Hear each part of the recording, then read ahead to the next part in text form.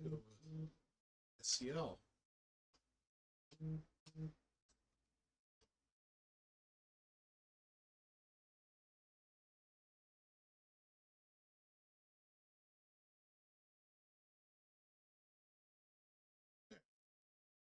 Perfect. We are set up and ready to rock, folks. Go readings, everybody. Hope everyone's having a great day. It's a good day.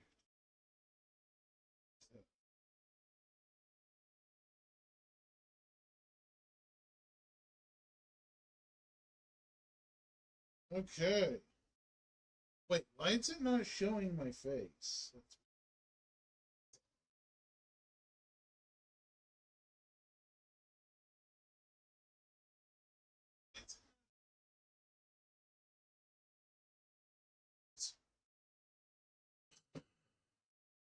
All right. Getting set up here. Hope everyone's doing great.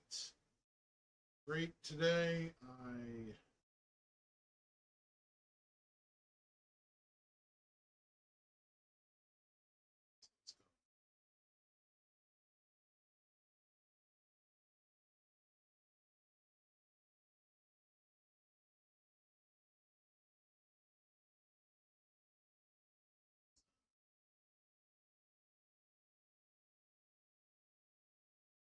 It seems to be pretty dead right now. Relatively. Yeah, unfortunately, it does. Really seem to be super dead.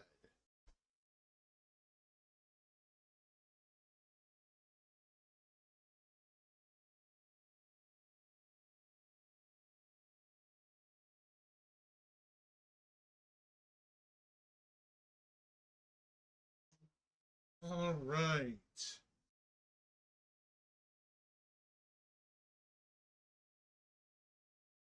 Not even sure what's up.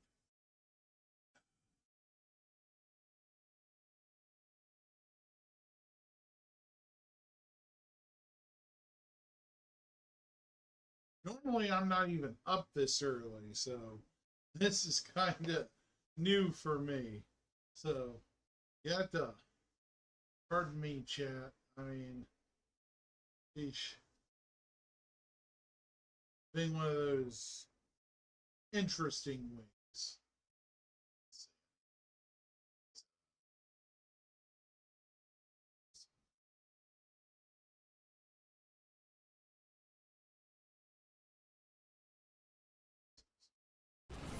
Come on, let's get it.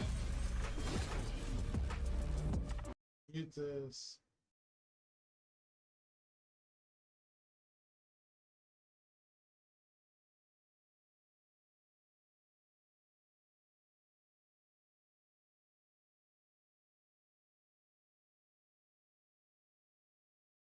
What is this?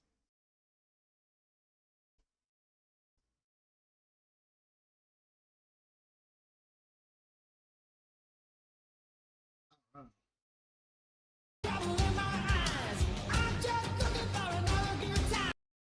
Okay, yeah, we might get in trouble listening to the music, so I'm gonna have to mute it.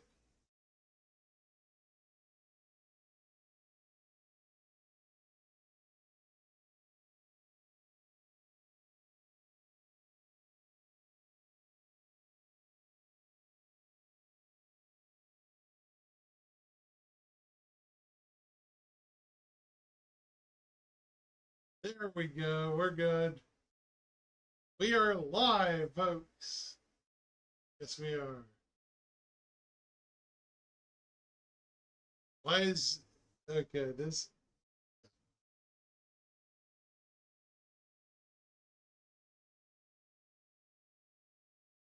interesting.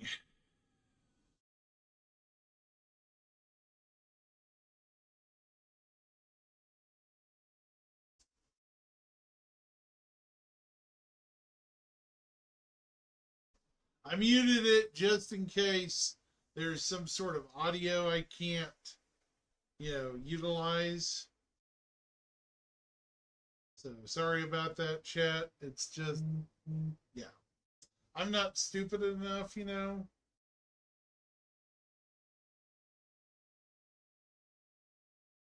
I'm not dumb enough to try to do that. Oh, there we go.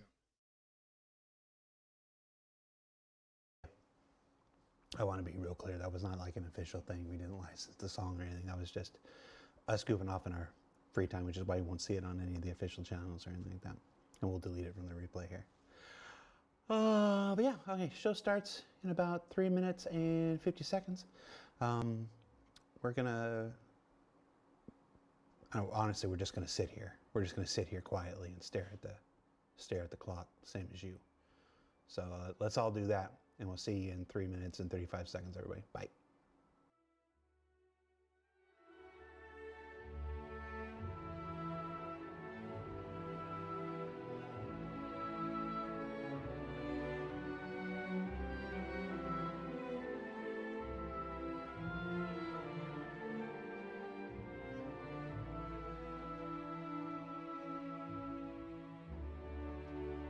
And normally, I'm not quick enough to catch these rebroadcasts, these broadcasts.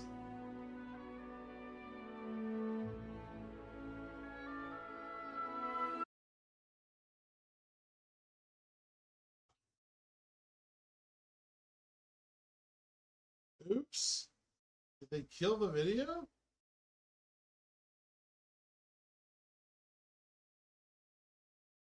I think they did. They accidentally killed the video, folks.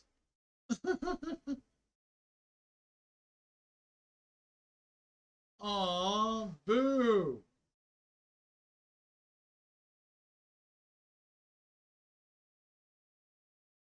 Did they really kill it? I don't know.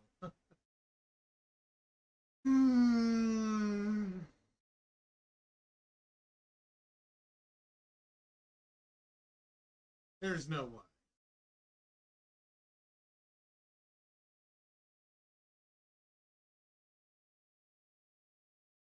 Hey, Mick. Good mornings. Guten Tag. How are you?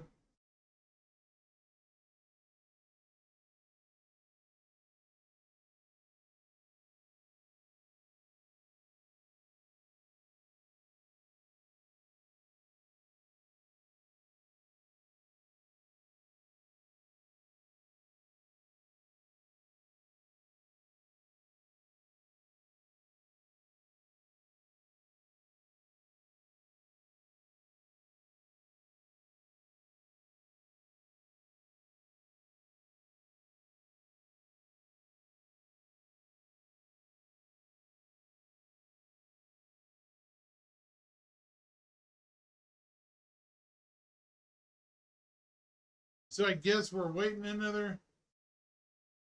Oh no, Disco hit the wrong button. Oh no, chat. According to Nido the Dice Table, Disco hit the wrong go chat button. That sounds about right, doesn't it, guys?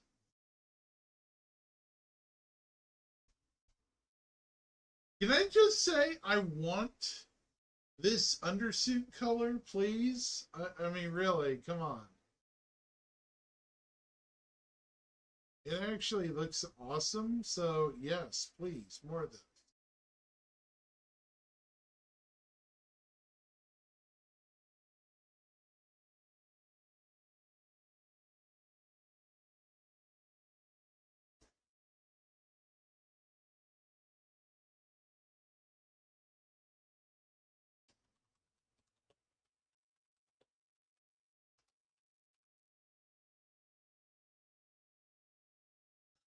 Hmm.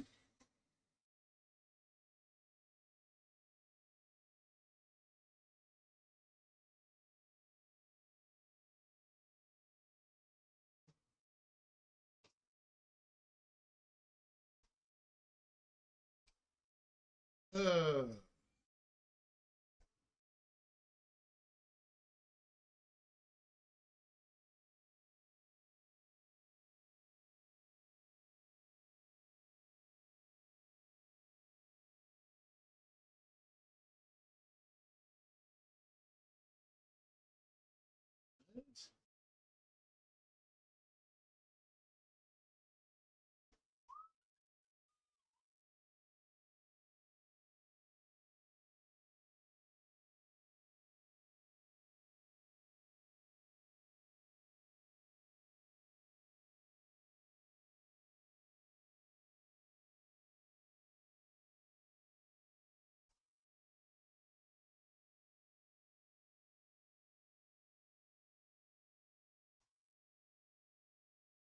Yeah.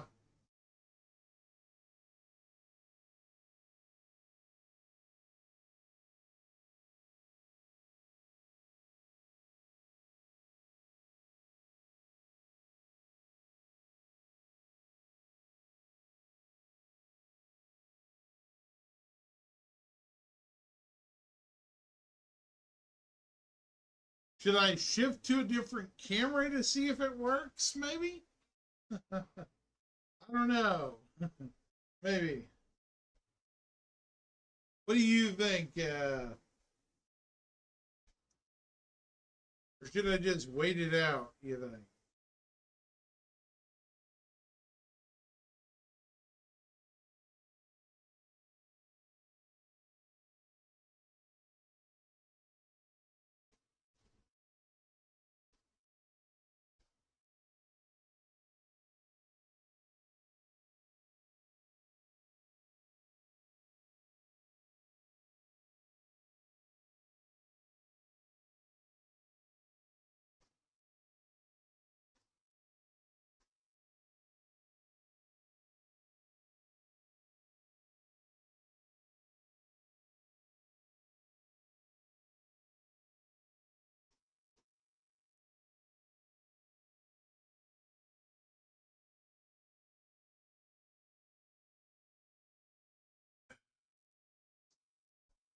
Well,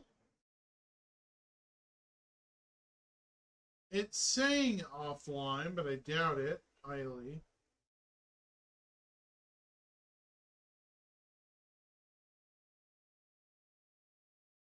Oh, gotta refresh. Okay.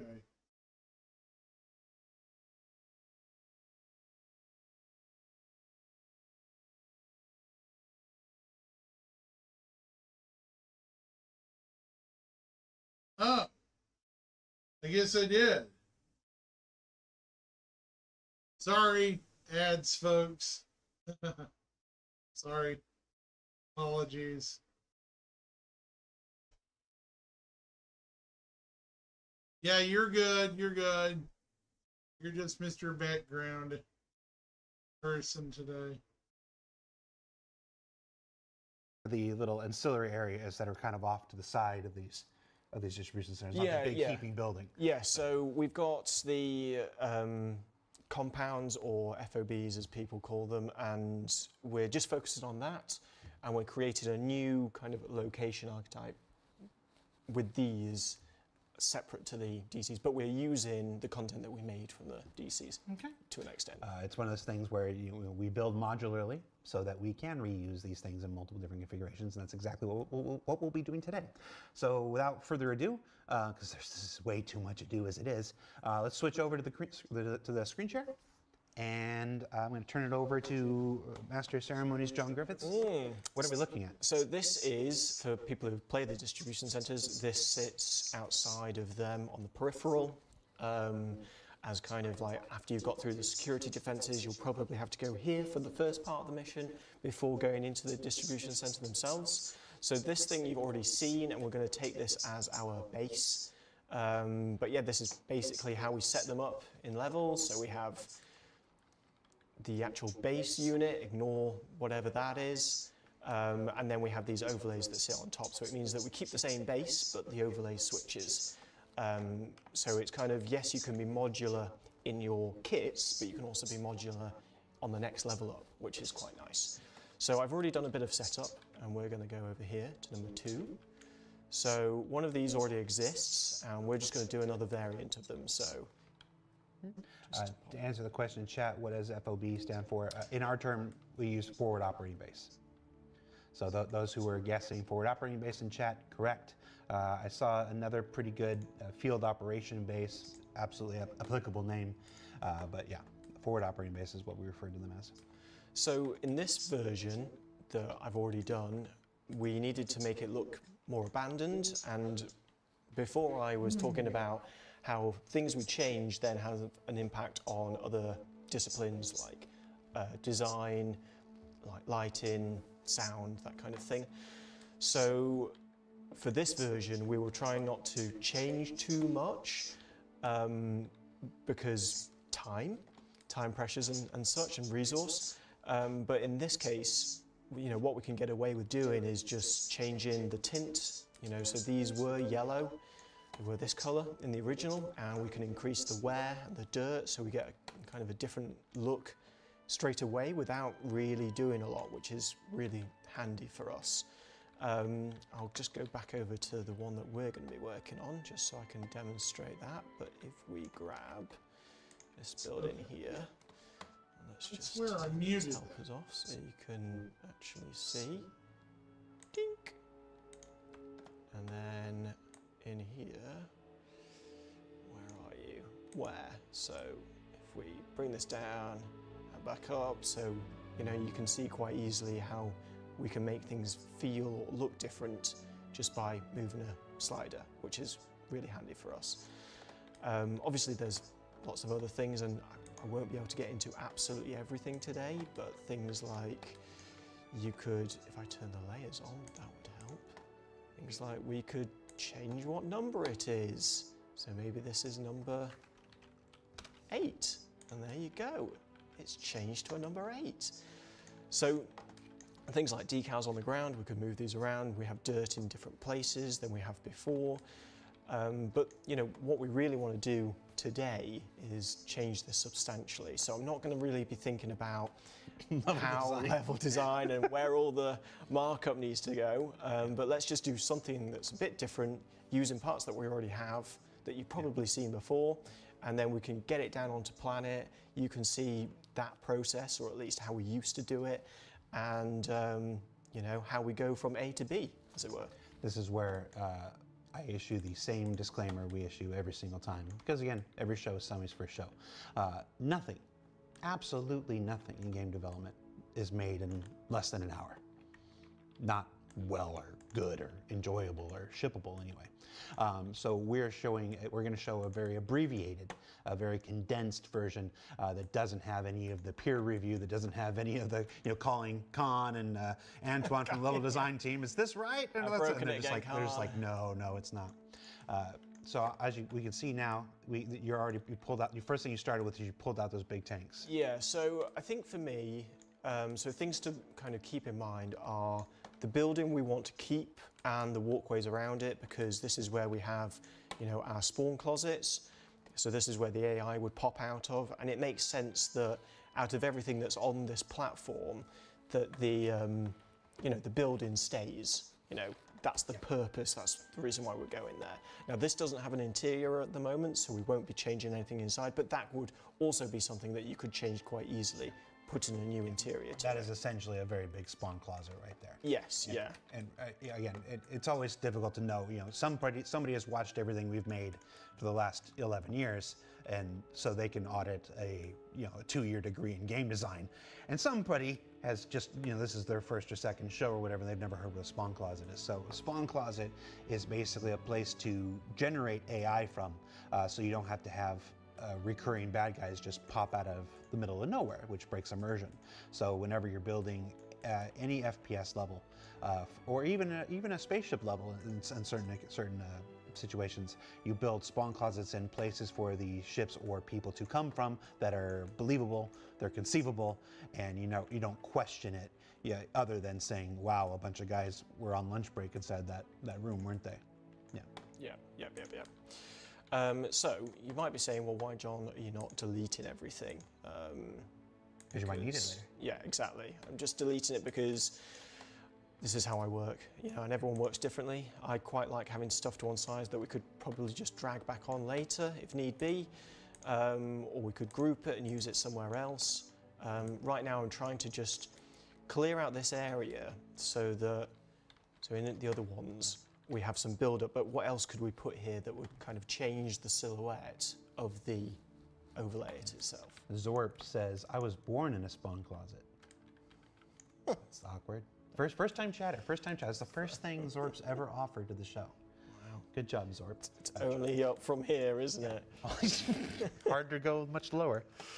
Trevok says, "Infinite spawn closets break immersion." That they do, Trevok. And our spawn closets don't spawn infinitely. There are timers that break that kind of thing up and stuff. And then per mission, there's a certain number of resources so that you can effectively clear it and stuff. Okay, so we're getting Stop talking, somewhere with Karen. this. So we have things on, as you've noticed, I've got the layer outliner open, so we have things on different layers, and that just means that multiple people can work on the same, location at one time, which is really handy, so you're not overwriting each other's work. And yes, that does happen from time to time, and there's not a lot we can do about it, apart from telling people to make sure that they get latest layers. And if they're not sure, please ask. Crown 8 says, this is Jared's Birds and the Bees talk. Oh no, you haven't heard my Birds and the Bees talk. Oh no. It's pretty serious. Gameplay? And this is the other fun thing we've got to do. We'll find out where these things live. And the best thing to do is just, there you go, turn things off and on until you find them. Let's just remove all this for the moment. Cool.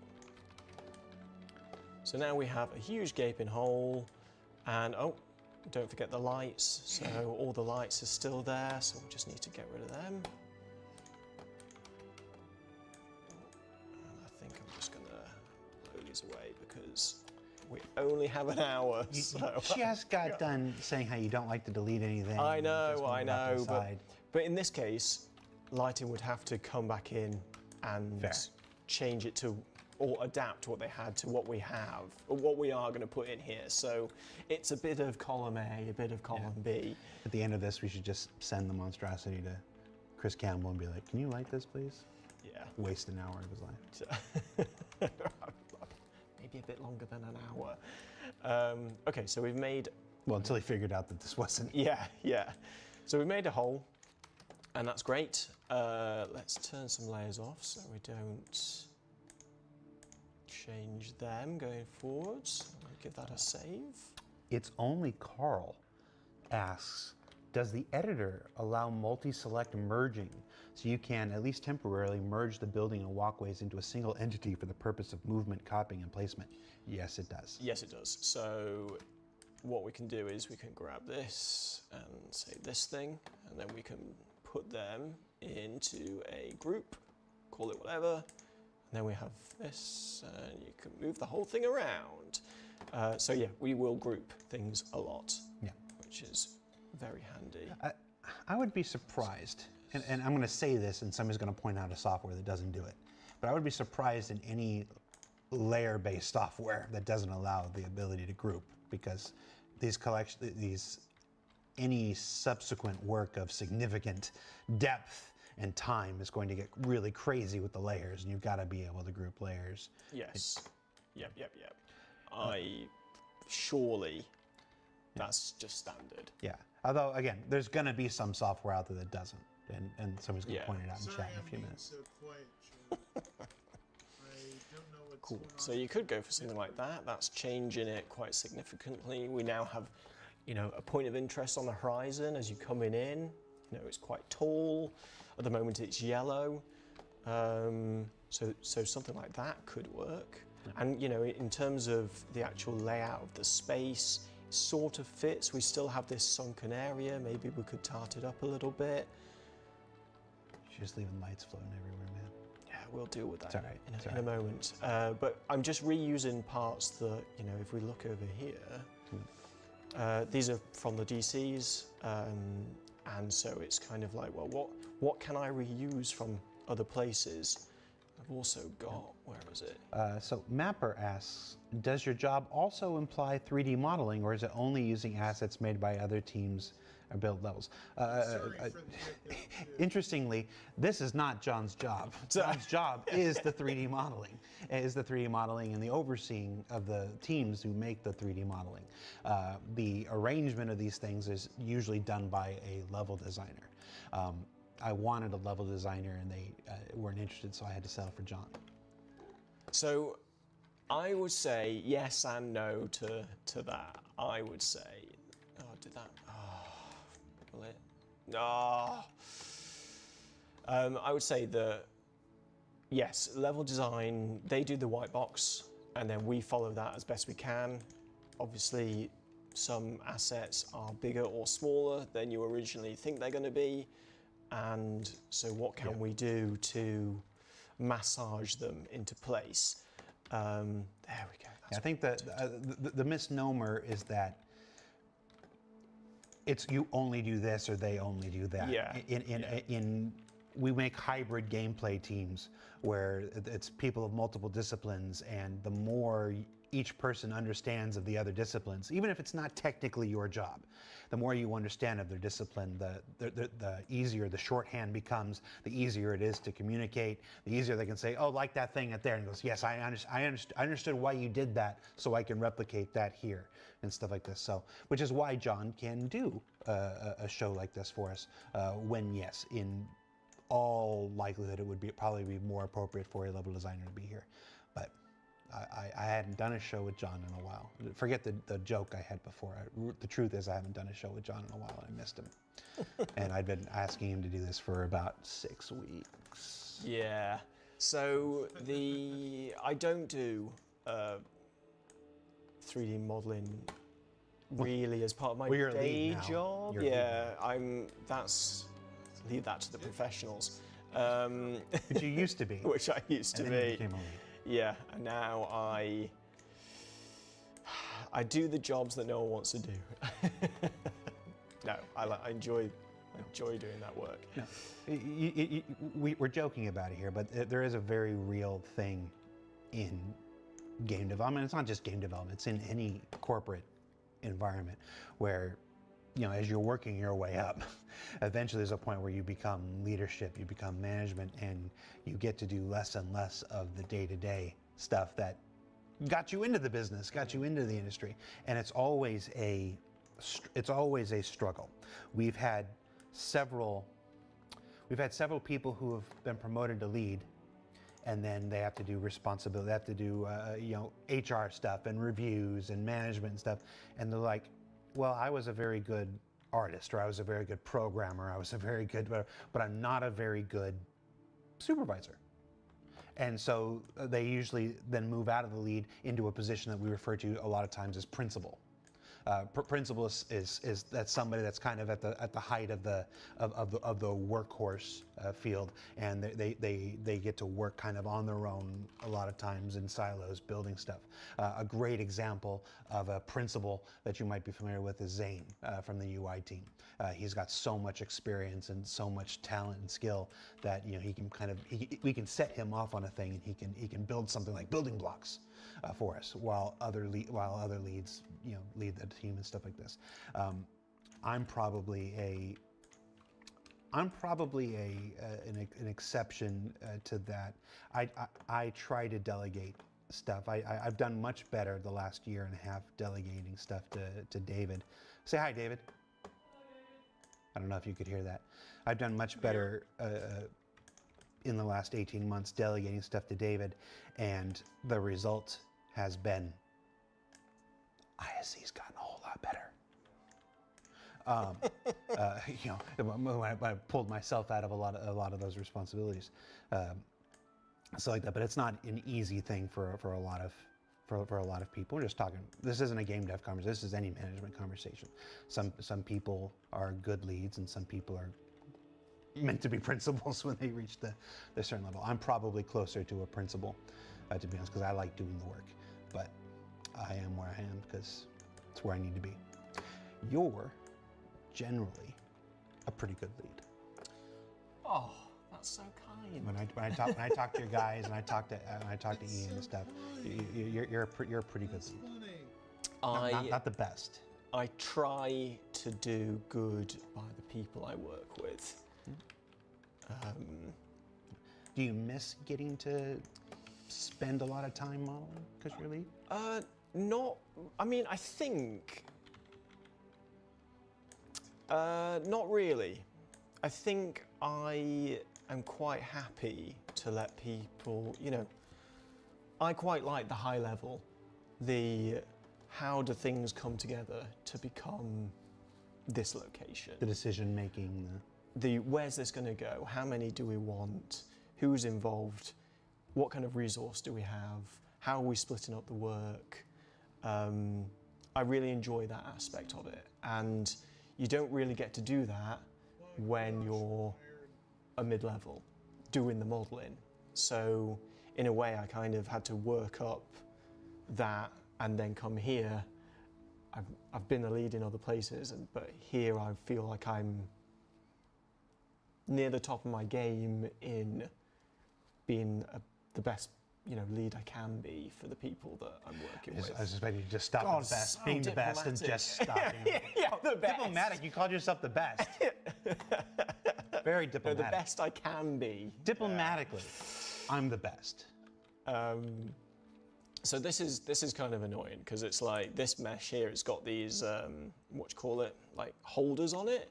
So ideally, we'd want something to go between them, but I don't really have a thing. But I'm just gonna freewheel. I'm just gonna leave it. There might be something we could use. If we go down here, where's that pipe? Is it in this layer? Yes, it is. But I mean, having said that, I do get my hands dirty. I don't do 3D modeling so much anymore, but I do this kind of stuff where we're creating something new from something that we already have. We got a message from Callum Dainty. Oh yeah. He says, tell John to turn the number to a 3. The number two. No, we've. No. So when we were working on the DCs, there is a story behind this. Concepts, and originally it started in concept art. They kept putting 0 3s on everything. A bit of scale, a bit of a number somewhere. That's great. I think it gives a bit more kind of reality to things.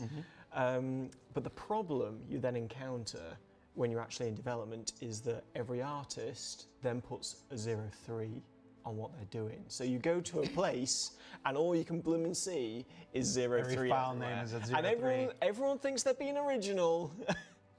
They're not. So, yes. Yep. So that's why I opted for, in my first one, 0 4. That's actually my favourite number. Not 0, 4. 4? Why is 4 your favorite? I think it's just a nice, even, I don't know, one syllable. Something about it. It's like that. Oh, love it. What are we doing again? You're watching our favorite numbers only on twitch.tv/StarCitizen. My favorite number is 86. Is what, sorry? 86. 86? Yeah. And why is that?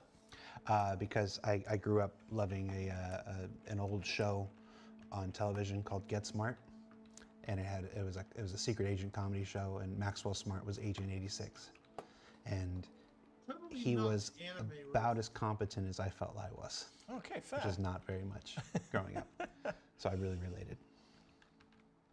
Seeing if there's anything else we can just pinch. Fuzzy Eagle, first time chatter, says, what causes the invisible walls that you can't shoot through in assets?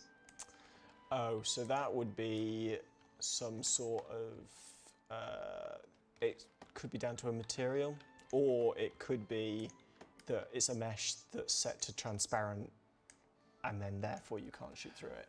We try not to use invisible collision, and it will, I think on some, grating, it's kind of like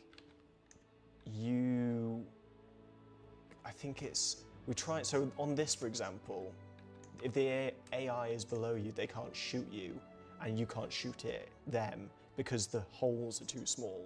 But in, say, a chain link fence, that's when you might be able to have things pass through, because that's more likely to have bullets, passing through it. So it's kind of finding the line of, do we want the people to fight each other through this, or is it just too much of a bad gameplay experience, so therefore we make it so that you cannot? I don't know if you'll answer this, but do we have a status on the Arastra? The status of every ship is always the same. Check the public roadmap. Public roadmap is where you're going to learn of the imminent release of any ships or vehicles. I believe in just this week's roadmap update that the Zeus, two of the Zeuses, were added to the roadmap for Alpha 4.0. Beyond that, there won't be any updates.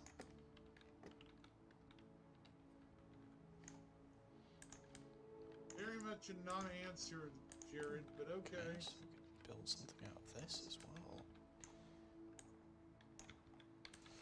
What time we are? Morgan Maleficent says that is actually a Skyfire, the Transformers version of the Valkyrie toy, so we have Starscream. Yeah, this is okay. You're talking about this guy. Let's go to my camera. So this was the best Transformer ever. It was stolen from the Macross line, and then there was a lot of whatevers, and they couldn't do it anymore. This is the original Skyfire, Jetfire. Now this they can't really make toys of it anymore. This is actually a Macross Veritech that is painted in the Skyfire / Jetfire colors, because they're like, we won't let you make it anymore, but we can make it, which is why you see the Macross logo at the bottom. So when I saw a Macross Veritech in the colors of my favorite Jetfire, I had to get it. So that's what that is neat. Can we please get... He's a nerd. He's a nerd. I like him. Okay, so let's... Blame him as one of my favorites.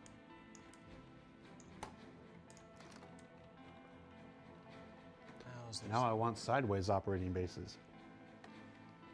So... Lol.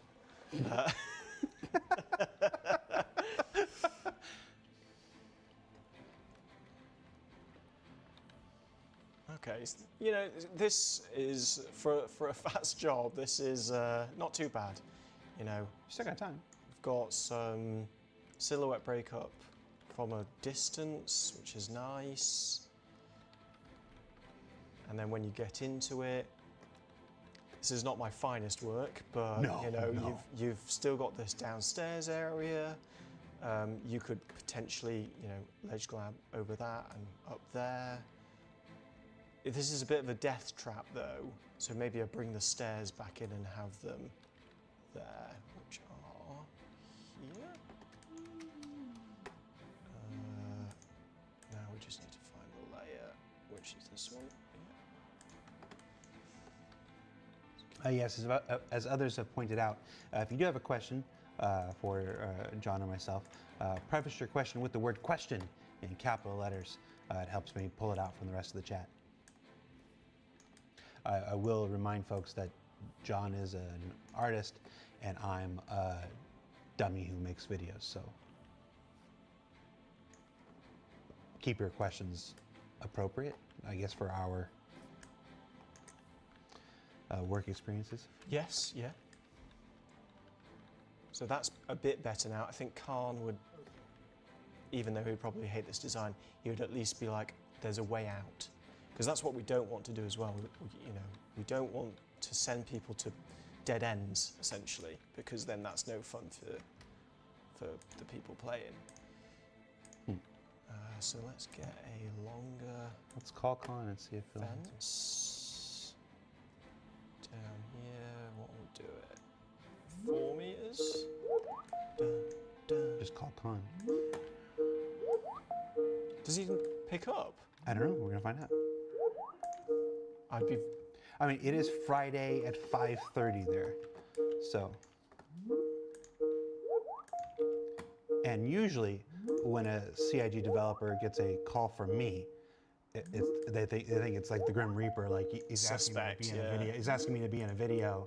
So Khan's not going to answer. Okay, that's obviously not aligned. I'm just going to ignore that. We don't need to worry about that. Who the heck was making the phone call? These pipes It's are on my Wait until QA jeers it up. Sorry, Yeah, chat. yeah. I didn't realize that was on Pipes. Garrison. Yeah, just a whole bunch of people who suffer through Teams just got triggered. Apologies. Hey, for you folks who have Teams at work, how are you dealing with the new custom emojis? Did your work enable them? Are you being absolutely tormented by your QA with a bevy of custom emojis?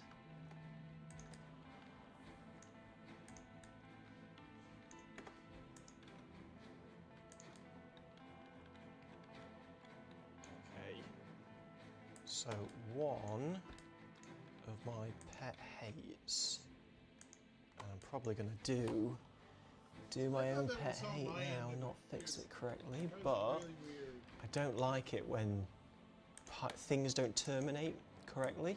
Mm-hmm. So pipes, and they just kind of go to nothing, and you know when they just go into the wall and you're like, just cover it up, surely. Just takes 3 seconds. Here's a question.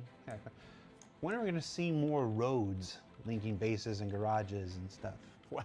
More roads. Like my favorite thing about the distribution centers was it was the very first any kind of implementation of roads. I mean, yeah, it was within them and stuff like this, but it was just like.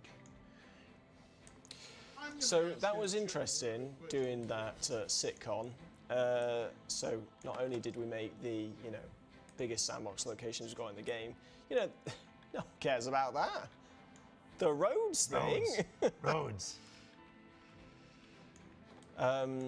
Yeah, don't know. I'm going to say to that one because I actually don't know. It wasn't a question for John. Yeah.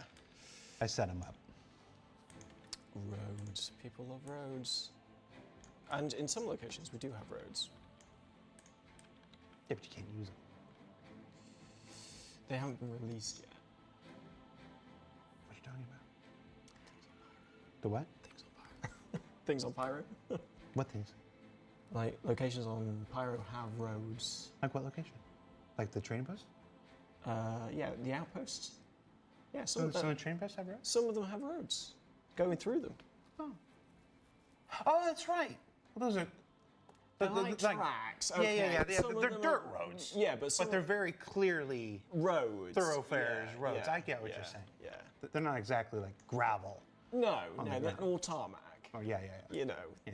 No, I get what you're saying. they're not these. Yeah, they're thoroughfares. They're areas that are specifically. It's very. You can tell immediately the intention is to drive a vehicle through there. Yes. and Yeah. stuff like that. Yeah.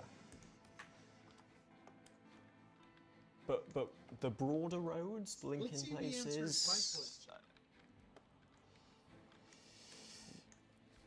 Hard maybe. We would love to, but we Well, have more it's a pressing question- concerns. Yeah, it's a question. I don't know if Pyro is the right system for a series of complex interconnected highways and stuff like No, that. That's not really the vibe of Pyro. But Jared, did you watch the Atmo Grey Cat social race that took place in the district? Not all of it. I caught. I was tripping through Twitch the other day, and I caught about 15 minutes of it. I follow Atmo, so whenever they pop, whenever I open Twitch, I see them on my follow channels and whatever. I always check them out because what they do is always what they do without any kind of internal tools and stuff is incredibly impressive. It is the work of incredibly dedicated, and what's a word that means full of a lot of effort? What's that word? Just people who don't get scared by the amount of work that's involved. They have that in spades. Whatever that word is that I can't think of. No, I don't. Brave is overcoming fear and stuff like that. It's not. That's not the same way. But no, yes, I did get to watch a little bit, not as much as I ever like to. As always, it was very cool. But yeah, they. After we did that whole, you're not going to be able to get vehicles inside the distribution centers. Yeah. Yeah, they were like, what up? Yeah, that was like, what up? basically a setup, wasn't it? I only asked the question when a developer says the answer like that's like, oh, you want to go on record? I said, you want to go on record saying you can't get vehicles in there? And they're like, yeah. Sam. I'm like, That's Sam. Okay, so fortitude's a good word. Fortitude's a good word. That was probably the word I was looking for. Healthicules, like Hercules, but with health. I don't know. It says when creating levels, how much does the narrative play into the design of the level? I think it depends on the location. Ooh, he didn't answer my question. we think about who's going to occupy the space, and then how Brian, is it how going are to be you branded today? because of who's going to be occupying it. I think at SitCon there was, Adam did a presentation on Rough and Kind of Ready, who were irritating. taking over the Pyro space stations. Yep. So, But oh well. in a way, all the Can you branding hear was me done okay, Brian? to represent, Rough and Ready's Right. their look. So there's definitely a which gang will be in here, or who will be in here, and then the branding to Yeah. reflect that. Beyond just the branding and stuff, the narrative stuff.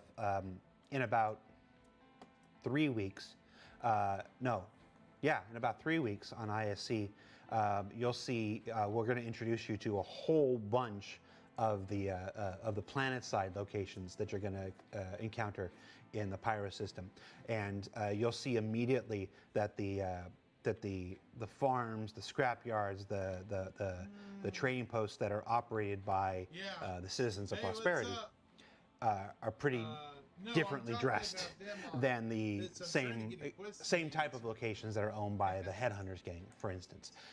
One clearly is more interested in putting forward a good first impression to people, or the best first impression that a harsh place like Pyro will allow them, and the others are just like, nah, we're not interested at all. And then 2 weeks after that, for 5 weeks after that, when we get to you start seeing the Xenothreat locations, the places where they live and stuff. They're just they're definitely built to be a little more intimidating. Yeah. I feel like that it's like they want just the sight of their place to be fearful. It's like that. So the answer to that question is yes. Certain narrative elements do come into play. Again, it depends on what's available. There's not always a narrative element I don't available, know. but when it This is seems available, like it was yes. pre-recorded. Maybe. How long did he say to that ISC? It's 3 weeks until the first surface side episode, and then it's 5 weeks until the second surface side episode. We're trying to space them out, but we're in our Alpha 4.0 phase. Yesterday's show on 324 was our last show on 324 for whenever it goes out. There were a lot of questions. We saw a lot of concerns and stuff about the hangars and the inventory system and the freight system. We wanted to revisit that topic one more time. I know I saw more than one react. It was just like, oh my God, talking about cargo again, and I'm like, it got 14,000 hours of watch time in less than the first 24 hours, because we only hit 24 hours when we started the show. So it had 14,000 hours of watch time before.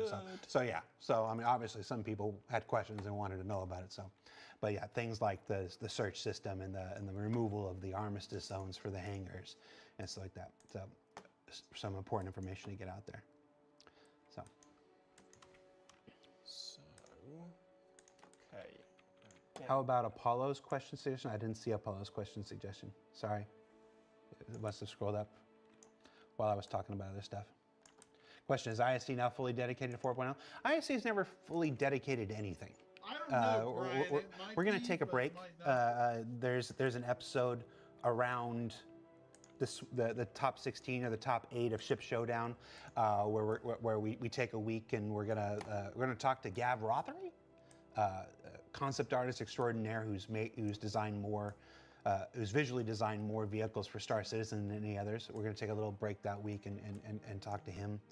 For the most part, yeah, the next 1, 2, 3, 4, 5, 6, 7 episodes, 8 episodes are all dedicated to 4.0 content. So with that one little break in between to support the Ship Showdown. So how have you been, Brian? Okay. Hopefully this doesn't crash. There we go. So I looked away, I looked back, and there was a donut. So hopefully Khan would be proud of this. But now let's think about this as a gameplay space. So we've got the, what I'm coming in, I'm seeing from a distance. But how's it going to play? So we've already got the stairs in, so that's good. It's more of a through route through here. But also we thought about if you could clamber up and out here. So there's kind of 3 points of entry. But then also it's the, well, still quite an open space, and actually they would probably say you need something in the middle, level design. But at least now if you're coming into it, you can duck down behind cover, you can still shoot out, you know, you're not really protected from there, I guess, but then you could run over here. Likewise, I mean, if you're coming in from here, you're basically screwed. But we could put something like a fence panel here so that you could at least duck out from it, which might help. You could also, what does this look like? Well, this is currently empty, so I should probably delete these bits. But if you were, say, jump the railing here, run down, and then get down here, you've just still got some protection from over here. And then likewise, I mean, you're basically screwed.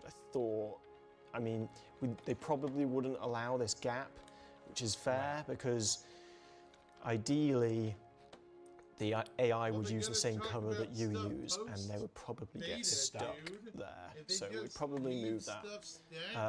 But it's an interesting consideration. I'm glad we're talking about it. It's like not everything can go everywhere. Yeah. Sometimes, you know, certain mechanics, both gameplay and technological, require the placement of certain things in certain places. Definitely, and I think as well, it's kind of what we were saying before, is that we all have our roles, but we have to be aware of other people's roles as well. And so there is a case of, you know, that looks like a problem area. So instead of waiting for somebody to call that out, why don't I just make some changes now and then take it from there? Apollo has reposted his question. Would you ever consider releasing tools to allow players to design a location like an outpost, space base, or other locations to be submitted to the team that could possibly be used in the verse if it were good enough? I'm going to do you one better, Apollo. Meet me at camera 1. You should check out the one of the last presentations at last year's CitizenCon, where we introduced the upcoming player base building stuff. There's a whole, not the whole presentation, but there's a big chunk of that presentation dedicated to the start of letting players add permanent locations to the verse. So I don't think we would do it in a thing where we would create a thing and let you submit to us and we would put it in. We're just going to give you the tools to start building places of your own. And you should check out last year's CitizenCon. I'm not telling you anything new. There's no leak or information here. I'm telling you something that came out in October last year. Check it out. That's how we do it. That's how we're going to do it.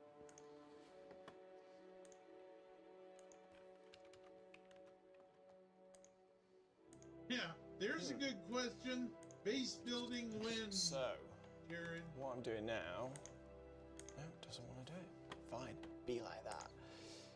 Go this way. There's a good question, Jared. They're asking when questions like I'd answer a when question. I'd answer a when question, and then Chris Roberts would come busting through like the Kool-Aid man. Actually, that's not true. Chris Roberts would probably tell you when. There we but go. no. Right. When it's ready. The answer to all when questions are when it's ready. Anything else is unfair. It's like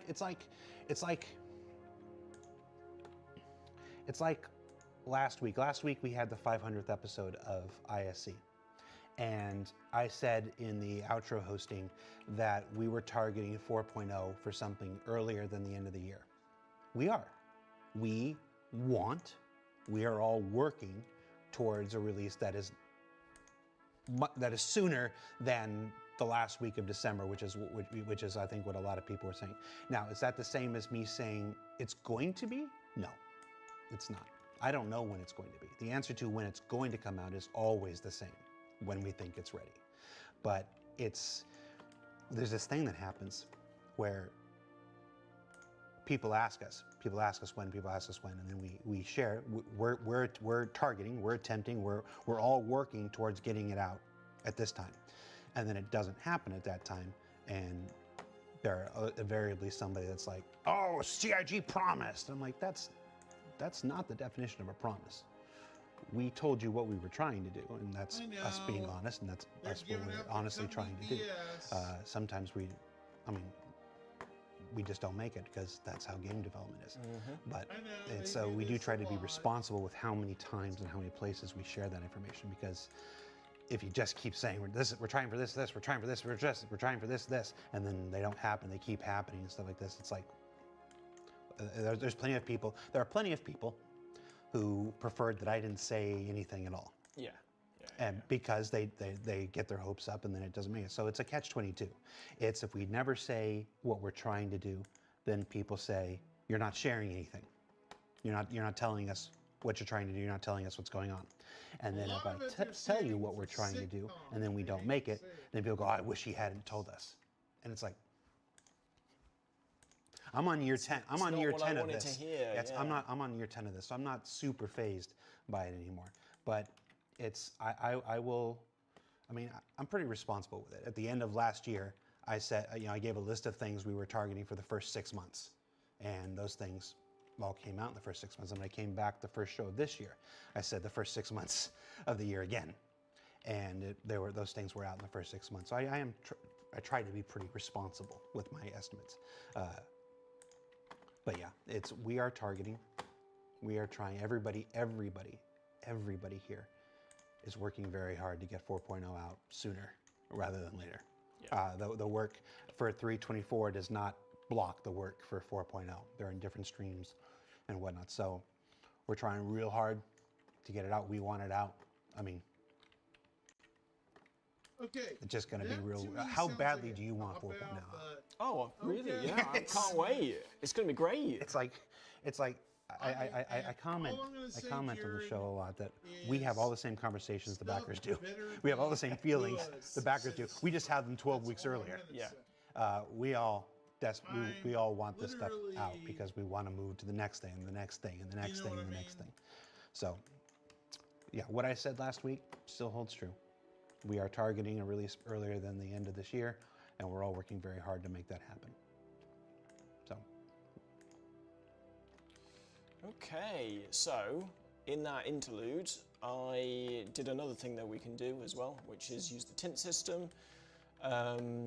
So this means that we keep all the same geometry and stuff, but we have loads of primary, secondary, tertiary colors in this format, and you change the colors to whatever you want, and then you apply them. But if you're not happy with that kind of color arrangement, you can then say, oh, I want to swizzle it. So then I'm going to go... Swizzle, is that technical? So secondary, primary, or you could have, whichever combination of these three numbers, you swizzle it and you apply it and it changes it. So again, that's a really quick way of saying, okay, this one's Headhunters, this one's Rough and Ready, this one is Microtech, this one is Hudson Dynamics. So I've changed it to, I wanted an orange, if I'm being perfectly honest, because I think it would look cool and it would work quite well with the yellow and the grey that we already have, but I couldn't find one. So I've gone with the Covalex red because I knew where that was. And also it means that, again, we're looking for a red object on the horizon, something that stands out. Isn't that great? So now we're just going to tidy things up a bit because I made a bit of a mess. And then we're going to get this exported and sent over to Planet. If I can remember what the controls are. So now we're deleting everything that I didn't need because I didn't need it. Or if I had more time, potentially I would do a slightly better job. Hassan Mabus has a good question. How come CIG don't take a little time to update the design documents and let us know if anything is conceptually changed? Well, that's what we did last week with Intro to Jump Points. We literally just went over the entire design from start to finish of the current design after years of saying it might be this or it might be this and stuff like this. Why we're not constantly going back and updating the old stuff, we work on the stuff that goes out soon. We work on the stuff that's right in front of us. It's in order to get 3.24 out, in order to get 4.0 out, in order to get 4.1 after that and whatnot.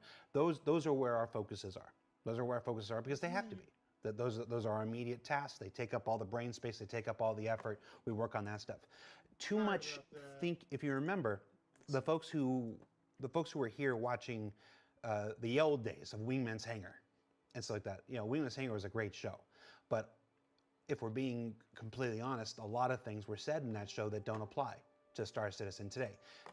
The problem with projecting out too far is that people change, ideas change, technology changes. You discover you can do something new that you couldn't do when you had that original design, and so then your design changes. You discover that you can't do something that you originally wanted to do, and so your design changes. New people come in with brand new ideas. You know, nobody wants to when you hire into a game studio, or any game studio rather, and you're full of ideas, you're full of experiences, you're full of knowledge, and you don't want to come into this environment and be like, oh, well, every decision has been made. Every decision was made in 2013, and there's nothing for you to contribute. There's nothing for you to add to the project. And you're like, oh, well, why am I going to be here? I'm just going to go somewhere else.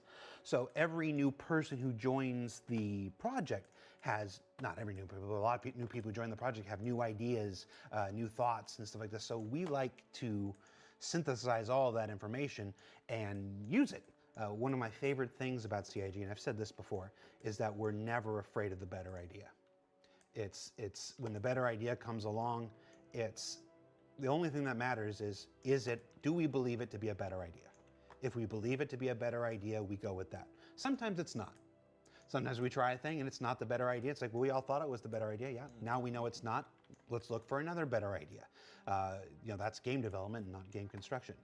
But that's the reason why there's not a whole lot of time, and you'll find this at, I don't want to speak for every single game studio in the world, but you'll find this at quite a lot. I mean, I've been in this industry since we launched World of Warcraft at Blizzard back in 2004. You'll find this in a lot of places, that you tend to spend your energy on the things that are right in front of you. This release, next release, and the release after that. Because there's too much that can change in my world, in your world, in our world, in the technological world. That means that whatever plan you make for 3 years from now is likely not going to be in place 3 years from now, because there's just too many other variables that change it. So that's the I was going to say short answer. It's short for me. I'm not a very terse person. I tend to talk, but that's the Jared answer for why there's not a lot of time spent constantly updating old design docs of stuff that we're not going to be working on in the next 3 to 6 to 9 months. So that's when it comes time to work on those things. Then we revisit the design docs and we make the decisions and the updates with the people that we have, with the technology that we have, with the process that we have. And we find that that's a much more effective manner, and it reduces a whole lot of wasted time, and it reduces a whole lot of wasted and unfortunate heartbreak, because we haven't filled your heads with a bunch of stuff that we're not certain we can do, which is what we used to do way back in the day. We're just more responsible with it now, is the short answer. What are you doing now? So what we're doing now is we're just creating a quick layout of our new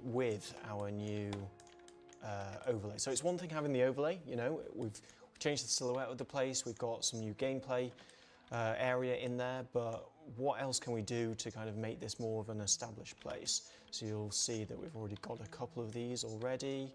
Those are the Trade Federation ships from Attack of the Clones, weren't they? Oh, they're left? There you go.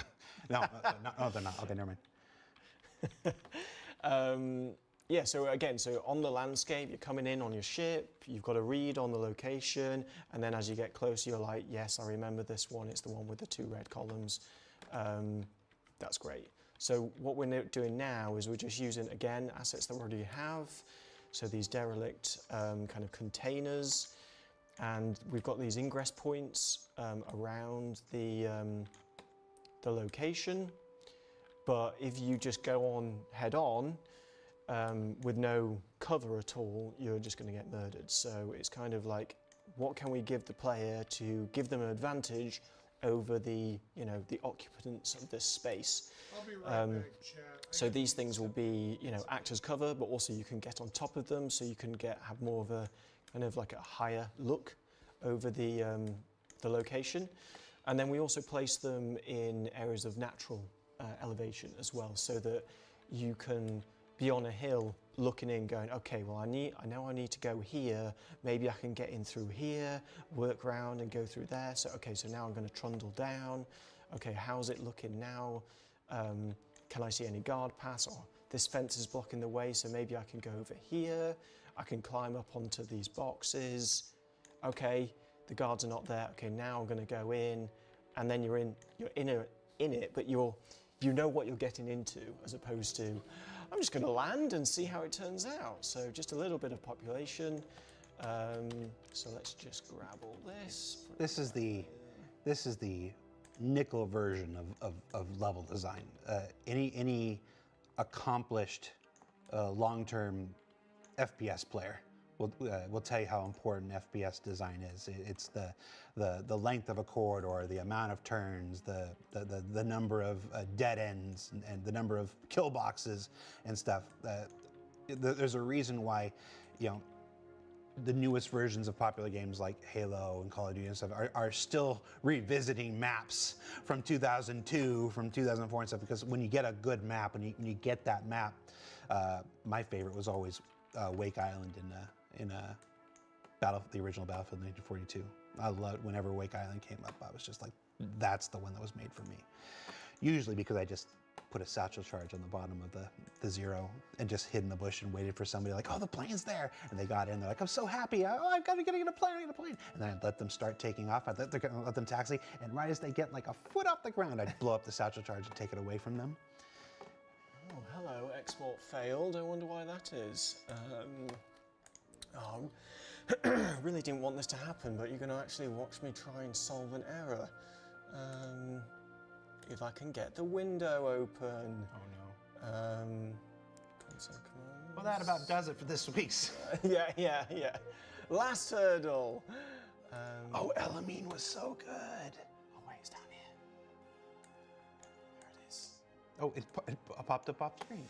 So, needs to have a pivot. That would help. Maybe it doesn't have it. No, that doesn't make sense though, because it would already have one, surely. It doesn't. Oh, all right. It does. I know the error. And we're just going to fix that by moving this to the root. Oh, come on, eyes. Save.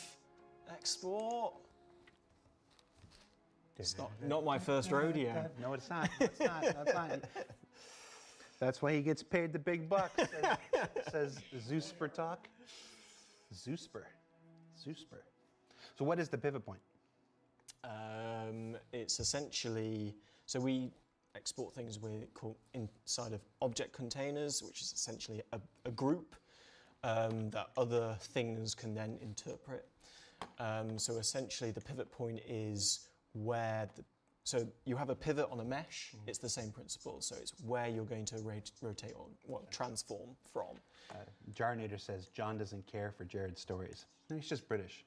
I mean, I can't even remember what you were talking about now, actually. Yes. I will tonight, 5 hours from now, but it's more, in a polite way. No. I'm, doing my work. No, there's a very real thing. Streamers, professional streamers who can play the game and talk and be personable at the same time, that is an incredible skill. That is an incredible skill that is usually built over lots of times. People watch streamers and they think it's this easy thing. It is not. It's not actually a skill I particularly have. The few times I stream, when I talk, I'm crap at the game. And when I'm good at the game, I'm not saying any word. Like, I can't do both, whatever.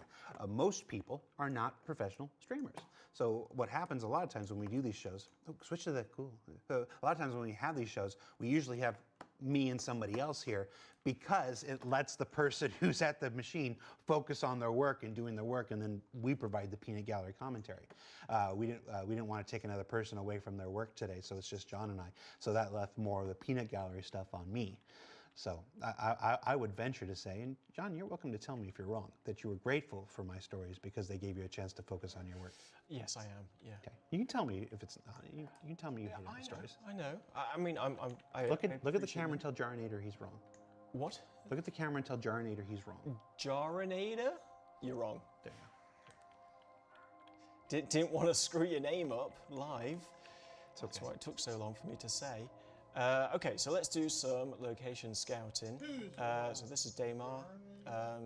Soup. This is nice because it gives us natural elevation. It's just we can't put it on a a cliffside. So that's where one exists already. So we don't want to be too close to that. Bit flat. Bit flat.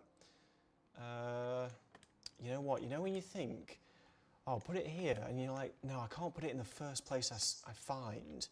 And then here we are, just going over the same terrain, going, I really wish I'd stuck to that first one.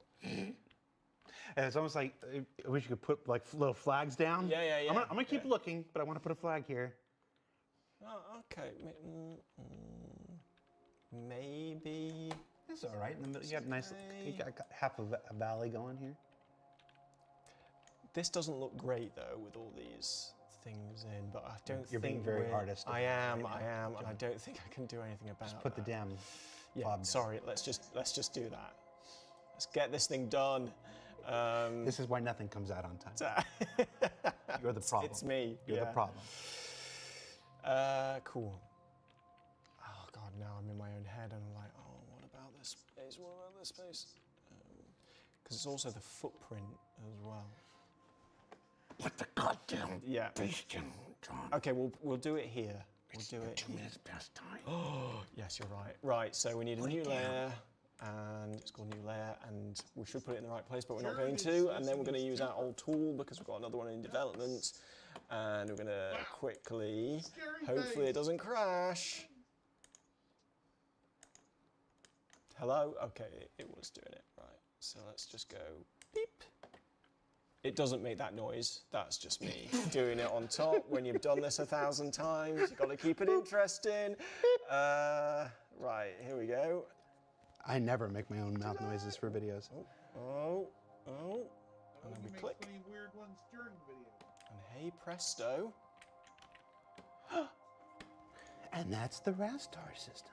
That's how we do it. So I did put some terrain modifiers in. And you can tell that they're having little to no effect. But, I mean, it doesn't look too bad if it's meant to be abandoned because that's like that. That's a thing. And likewise on the other side. No. Go back. You show people what you did. But we can still adjust it by... Where's the transform? So we do it like this, and we just bump this up a little bit. Maybe move it over here a little bit.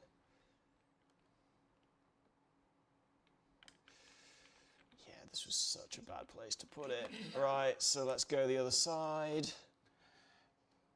No other game studio in the world would show you this part of the process. And go down. And, you know, this is a rush job on my part, so we're gonna have some issues for sure. But actually, There we go. this is looking a bit better, so... All right. Yeah. So, yes, this could be a bit tidier, but that's fine. And this could be slightly tidier, but that's fine. It could be that we just need to move it up by a meter.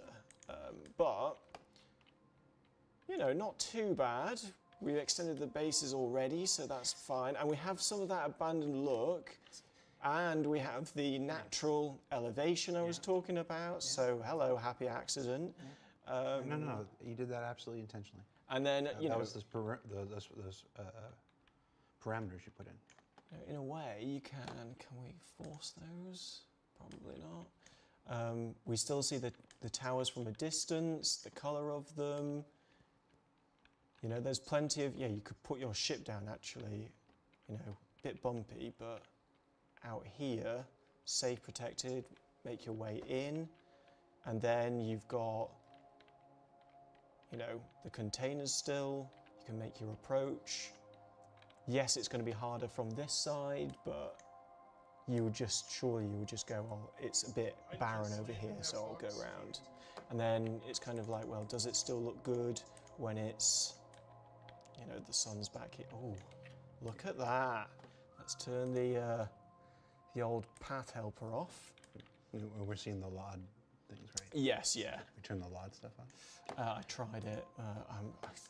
I might be able to do it in console. Where were you? Let's do this off camera because I don't know it completely off by heart. This one. It's LOD call debug, I think. Yeah. Yeah. So it's this one. Debug. There you go. There we go. There you go. Yeah. Hold on. We Looks good. got to be careful not to secretly reveal I know how all this works.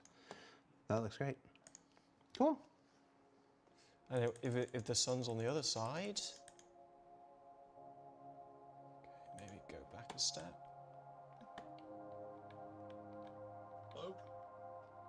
Yeah, that will look good for about an hour's work. It's good enough for SCL, Tell you what, let's go. where nothing good ever happens. Nothing good is ever created. That's not true. Let's. We have moments. All right, that's it. We got to wrap up. Lovely. We got to wrap up. Screenshot. All right. Do you want me to wrap this up? Please. Thank you for watching. See you next time. No? Too fast? It's the panic. Being on the spot. Don't you just love doing these with me? I do, actually. That's why I fought for this for so long. Thank you for watching, everybody. This has been Star Citizen Live Game Dev Making Fobs. I was Jared Huckabee. That was John Griffiths. This is a production of CIG, Cloud Imperium Games. No reasonable information was discerned at any time.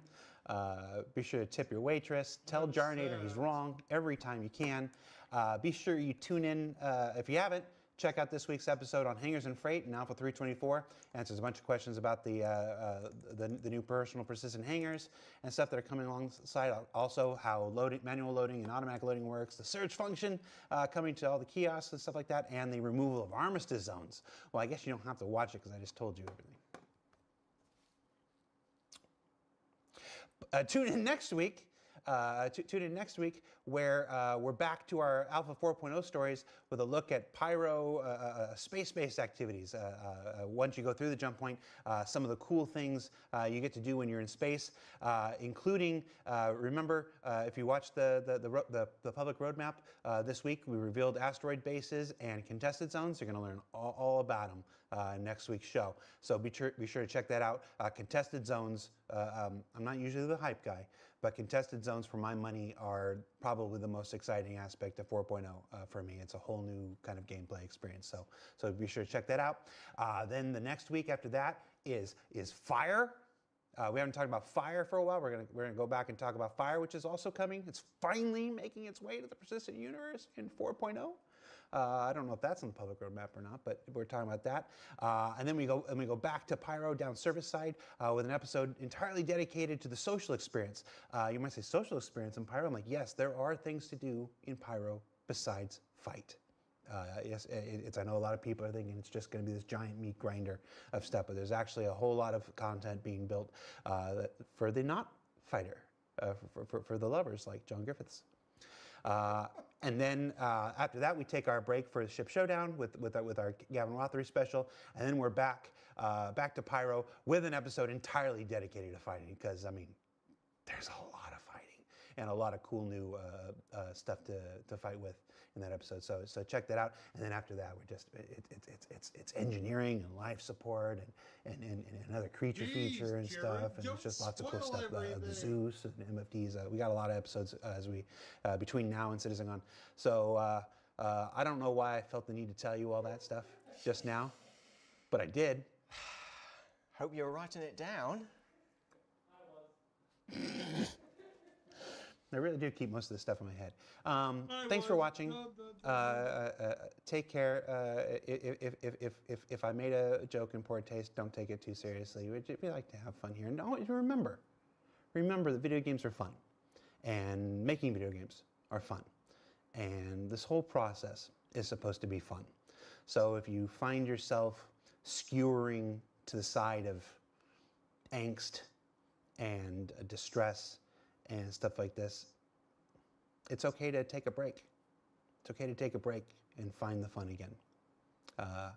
This is important to remember. It's always supposed to be fun. So thanks for watching. See you next week, everybody. Bye. All right. Well, that was an hour of nothing, but I tried to ask a couple of constructive questions. That's okay.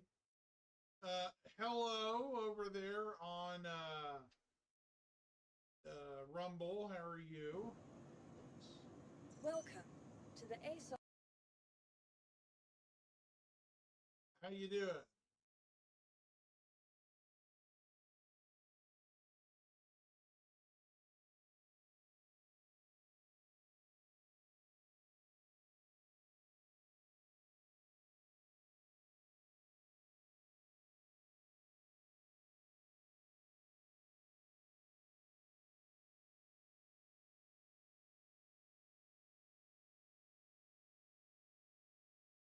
Oh, it's one of those days. Yep.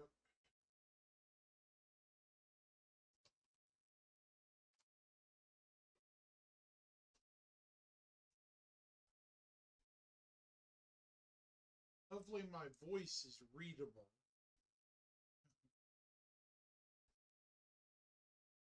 How are you today, Lily? Hopefully well.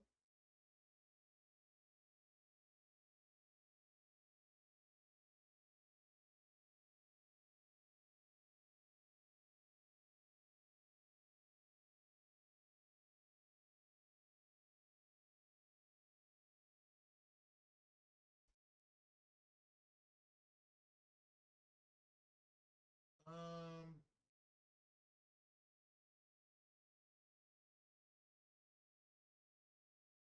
it kind of seems like it's going to be a bunch of stuff coming up.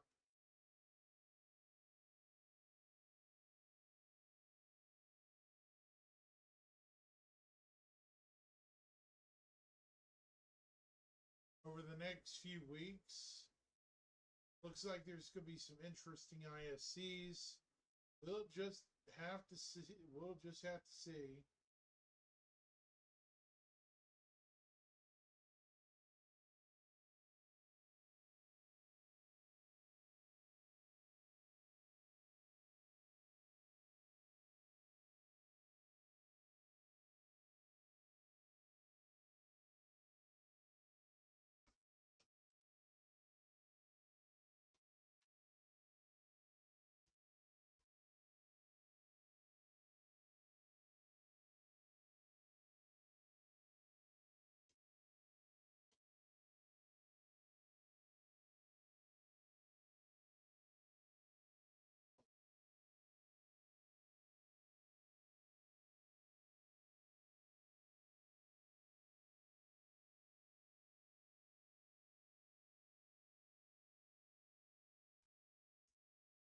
I wasn't sure if anybody could hear me over there on Rumble or anything. Hope the person who was trying to talk to me is still there.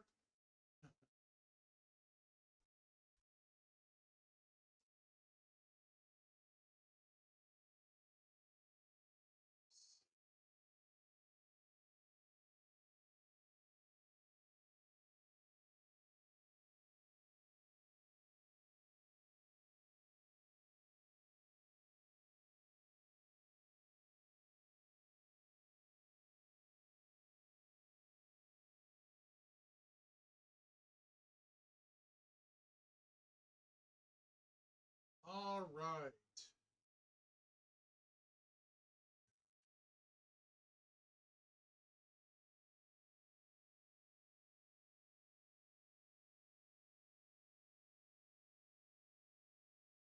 Certainly been one of those weird weeks.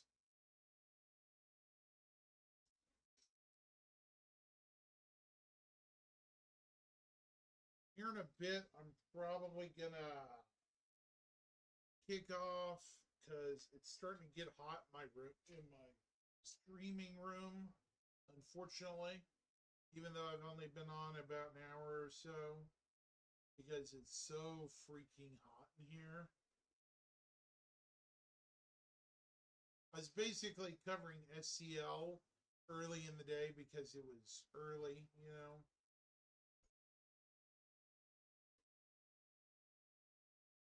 Since that just ended.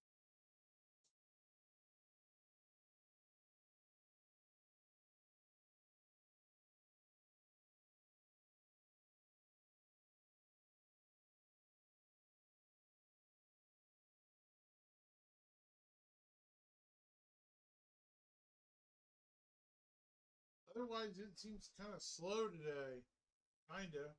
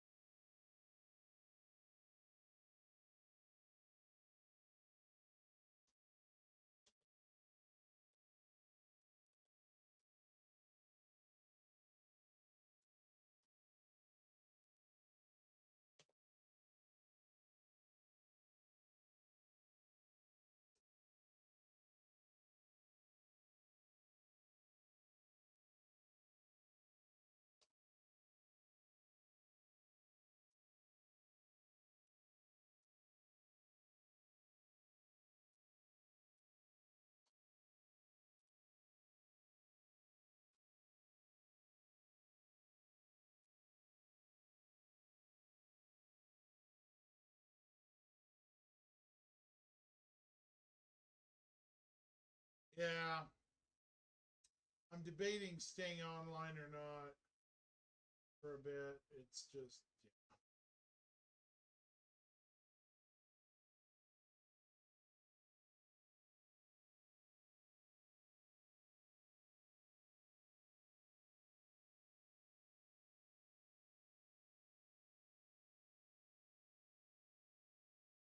Normally I stay on longer, but man,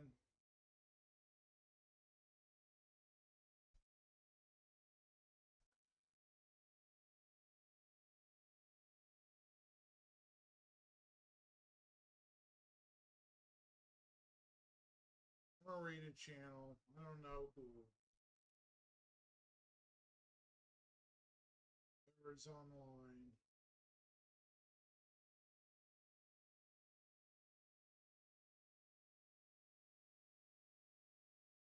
Let's read Tomato.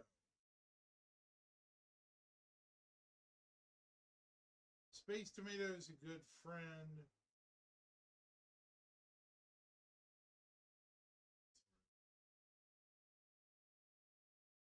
Oops. Hold on. Let's try rating him again. That's a goofy thing to do. Sorry, hit the wrong button, I guess.